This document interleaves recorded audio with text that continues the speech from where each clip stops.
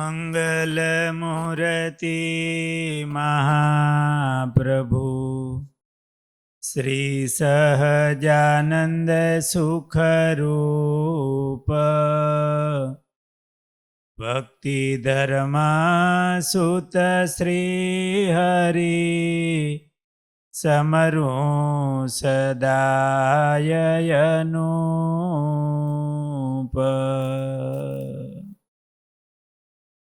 આ જયરામ બ્રહ્મચારી મહારાજ બહુ સેવાભાવી હતા. એકવાર શ્રીજી મહારાજ પંચાળામાં વિરાજમાન હતા. જીણાભાઈ પણ એવા ભગવાનના ભક્ત, મહારાજના બહુ લાડીલા ભક્ત. એટલે પંચાળા રહેવું મહારાજને ગમે. એમને કેવી આત્મબુદ્ધિ જીણાભાઈને. પેલા કમળસિંહ વાંજા બીમાર હતા, એના દીકરા એની સેવા કરતા ન હતા, તો પોતાને ત્યાં લાવ્યા અને એની સેવા કરે. કોઈ એની જ્ઞાતિ નહીં, કોઈ બીજો સંબંધ નહીં. એ તો ગરીબ, આમનું તો ગરાસિયા રજવાડું કહેવાય, પણ એક ભગવાનના ભક્તમાં નહીં. જીણાભાઈ ઉપર મહારાજનો બહુ રાજીપો હતો.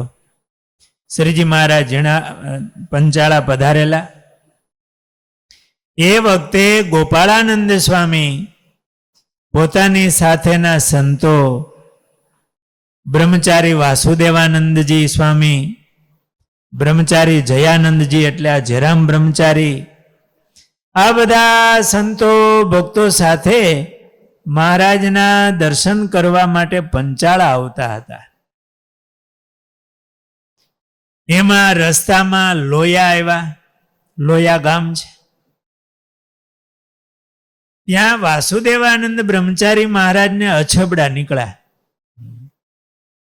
અછબડા એમ કહેવાય જીવનમાં એકવાર નીકળે, અને બાળકોને વધારે નીકળે, ને બાળપણમાં ન નીકળ્યા હોય તો મોટી ઉંમરે એકવાર અછબડા થાય. એમાં વાસુદેવાનંદ બ્રહ્મચારી અમને અછબડા નીકળ્યા એટલે થોડો તાવ આવી જાય, પછી એની થોડીક આરામ ને સારવાર રાખવી પડે. ઠંડો ખોરાક, કાળી દ્રાક્ષ અને શેરડી કંઈક ટાઢું થાય એવું વાપરતા હોય. હવે આગળ ચાલીને જવાનું, થાક લાગે. એટલે ગોપાળાનંદ સ્વામીએ એવું કહ્યું કે આ વાસુદેવાનંદ બ્રહ્મચારી એ બીમાર થયા છે, એમને અહીંયા લોયા રોકાવાનું છે, તો એમની સેવામાં કોણ રોકાશે?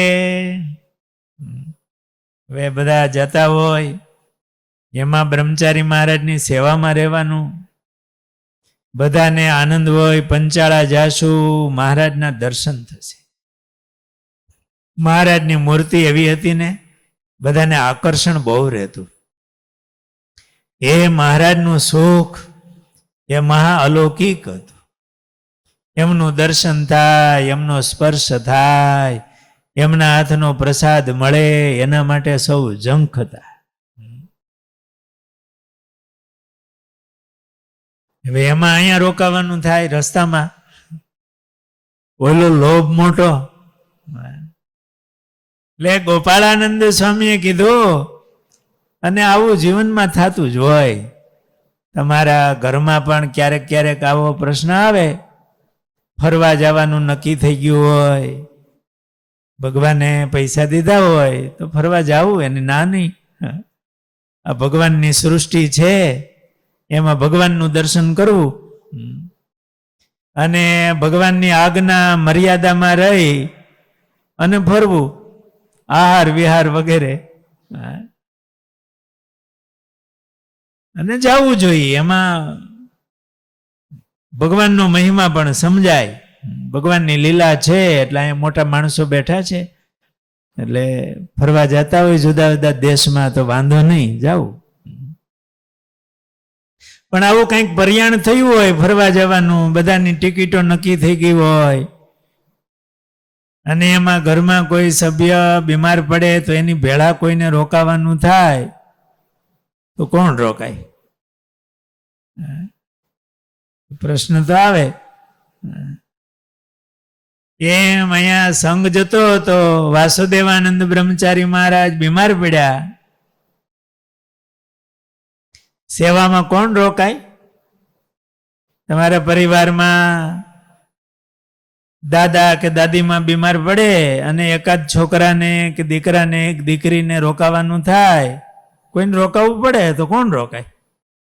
ફરવા જવાનું હોય, એનો આનંદ હોય, નક્કી થઈ ગયું હોય અગાઉથી, રોકાય કોણ? ગોપાળાનંદ સ્વામીએ કીધું કે આમાં વાસુદેવાનંદ બ્રહ્મચારીની સેવામાં કોણ રોકાશે? હવે અહીંયા તો મહાલોભ હતો કે પંચાળા મહારાજના દર્શન થશે અને એ લાભ મળે.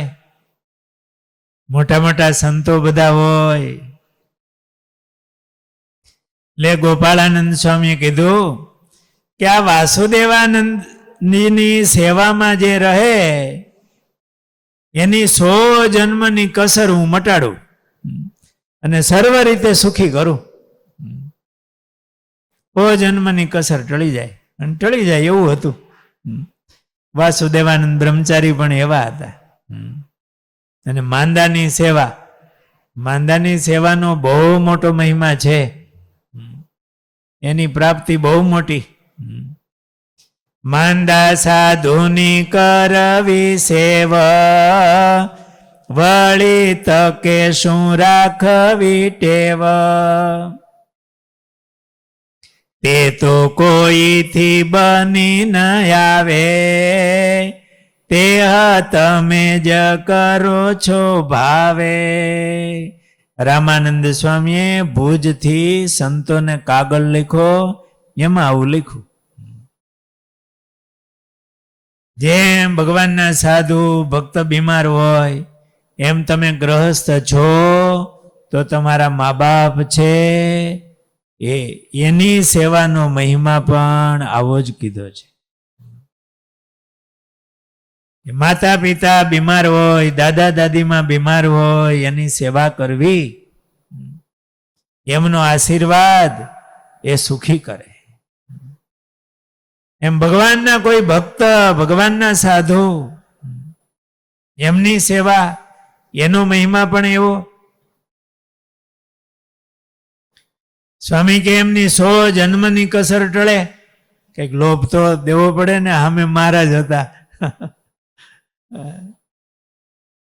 એટલે એ વખતે જેરામ બ્રહ્મચારીએ હાથ જોડ્યા. ગોપાળાનંદ સ્વામીને કીધું, સ્વામી આપની આજ્ઞા હોય તો સ્વામી હું આ વાસુદેવાનંદ બ્રહ્મચારીની સેવા કરીશ, હું રોકાઈશ. ગોપાળાનંદ સ્વામી બહુ રાજી થયા. અને જેરામ બ્રહ્મચારીએ બહુ ભાવથી સેવા કરી વાસુદેવાનંદ બ્રહ્મચારીની. એટલા ભાવથી, મહિમાથી, હેતથી સેવા કરે, વાસુદેવાનંદ બ્રહ્મચારી જલ્દી હાજા થઈ ગયા. કોઈ બીમાર હોય ને એની સેવા કોઈ હેત અને પ્રેમથી કરે ને તો માંદા વહેલા હાજા થઈ જાય. એને પ્રેમ ને હૂફ મળે.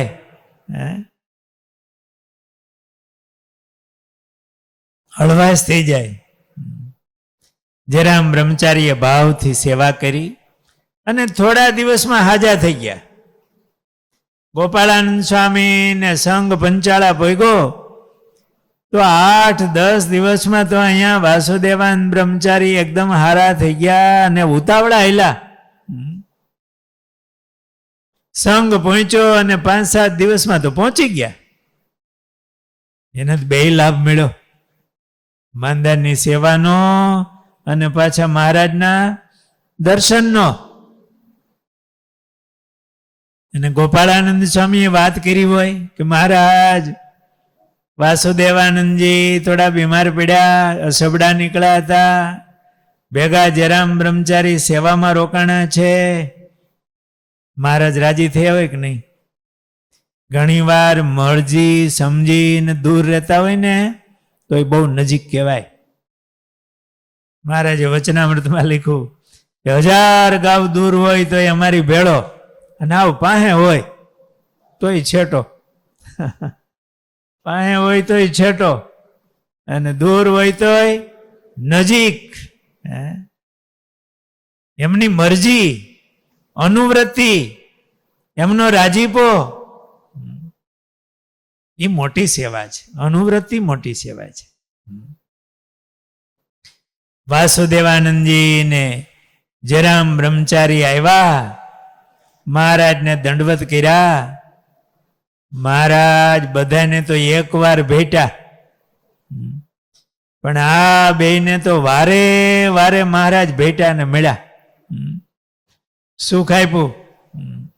જેમ ગુણાતીતાનંદ સ્વામી કાર્યાણીમાં સંતો બીમાર પડ્યા અને એ માંદાની સેવામાં રોકાણા. બધા હાજા થયા અને પાછા મહારાજને મળ્યા તો જેટલા માંદા સંતો હતા ને એટલી વાર મહારાજ ગુણાતીતાનંદ સ્વામીને મળ્યા. એટલી વાર. અને મહારાજ રાજી થયા. એમાં જયરામ બ્રહ્મચારી ઉપર પણ મહારાજ બહુ રાજી થયા.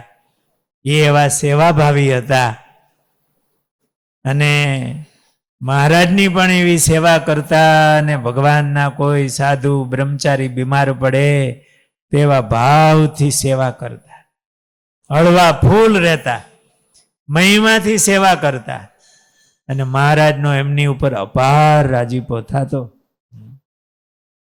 આપણા જીવનમાં પણ જ્યારે જ્યારે મોકો મળે ત્યારે આ લાભ લઈ લેવો. બીજા હોય કરનારા તો એમાં આપણે ઝડપી લેવું. એ તો શ્રદ્ધા હોય ત્યારે થાય, મહિમા હોય ત્યારે થાય. ઘરમાં દાદા દાદીમાં, માતા પિતા, એમની પણ સેવા એવી ખંતથી કરવી. મહારાજ રાજી થાય. શ્રીજી મહારાજે તમને ભક્તોને આજ્ઞા કરી છે, અમારા આશ્રિતોએ માતુર પિતુર ગુરુ એમની જીવન પર્યંત સેવા કરવી. એવા ભાવથી સેવા કરવી. કોઈ ભગવાનના ભક્ત, ભગવાનના સંત એ બીમાર હોય તો એમની સેવા કરવી. મહારાજનો એમાં ખૂબ રાજીપો છે. જયરામ બ્રહ્મચારી આવી ગોપાળાનંદ સ્વામીની અનુવૃત્તિમાં રહી અને એમણે સેવા કરી તો મહારાજ બહુ રાજી થયા. મહારાજ વારે વારે મળ્યા, ભેટ્યા અને રાજીપો મહારાજે આપ્યો. એવા આ જયરામ બ્રહ્મચારી સેવામાં ખૂબ મહિમાવાળા હતા.